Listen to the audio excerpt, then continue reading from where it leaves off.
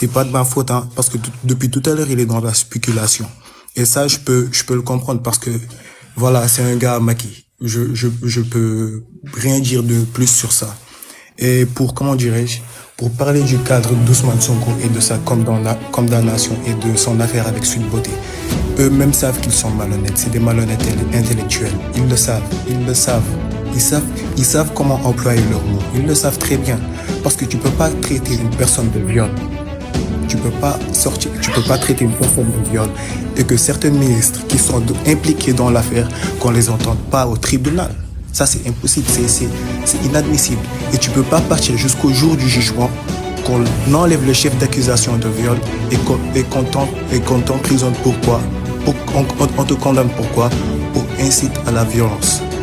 C'est pour ça comment dirais-je, qu'on l'a condamné en fait. C'est ça qui montre que c'est des malhonnêtes en fait.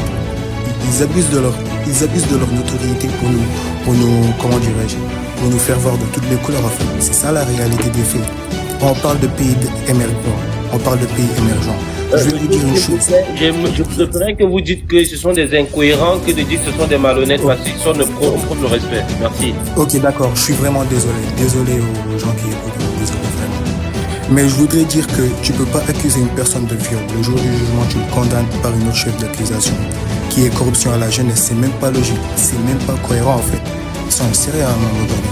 Et tu peux pas arrêter les élections sur les simples, comment dirais-je, soupçons. C'est inadmissible. Tu peux pas arrêter une élection sur des soupçons. Faut avoir des preuves tangibles en fait. Faut avoir des preuves tangibles parce qu'aujourd'hui, on peut pas m'accuser de meurtre, hein, et on me condamne que par soupçon en fait. Ça, c'est inadmissible. On laisse une enquête se dérouler et après on pourra faire ce qu'on a à faire en fait. Et dans ce cas de figure, on a une constitution qui dit clairement qu'il y a des cas, comment dirais-je, il y a des manières de procéder pour pouvoir régler ce genre de situation. Et ils le savent très bien. Mais ils peuvent pas rester ici et dire non, ils voulaient faire, ils étaient sur le point de faire un coup d'État constitutionnel. Mais non, c'est pas un coup d'État constitutionnel, c'est un coup d'État très simple, clair et net. C'est ça qui s'est passé hier. C'est ça